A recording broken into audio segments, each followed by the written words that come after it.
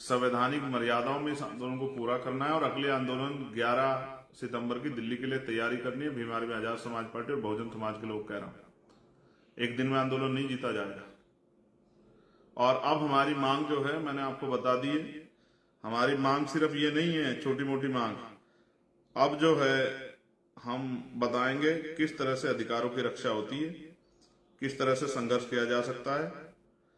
अब जो बैकलॉग है, जो 15% को 4-5% में टाल रखा था, एक एक नौकरी हम लोग पूरी कराएंगे, पूरा बैकलॉग भराएंगे, आरक्षण का कोटा पूरा कराएंगे। दूसरा,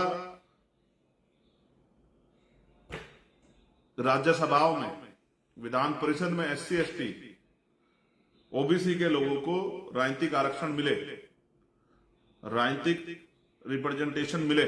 SC ST को गवर्नर हो की पोस्ट हो, चाहे राज्यसभा की हो, किसी दल की हो, चाहे विधान परिषद की हो उनमें, चाहे मिनिस्ट्री हो उनमें, साथ साथ जातिगत जनगणना हो।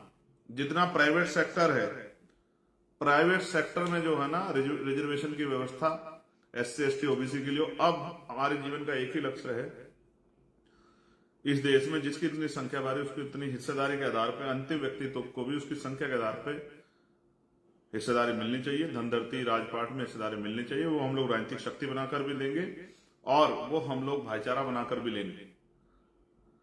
अब हम चुटकी भर के लिए नहीं लड़ेंगे, अब हम अपनी संख्या के आधार पर हिस्सेदारी के लिए लड़ेंगे और अपने भाइयों के लिए भी और अपने लिए भी हम लोग मैदान में जाके लड़ाई लड़ेंगे। हम ये पहले भी करते आए हैं। मैंने आपसे कहा जुडिशरी में भी रिजर्वेशन होना चाहिए।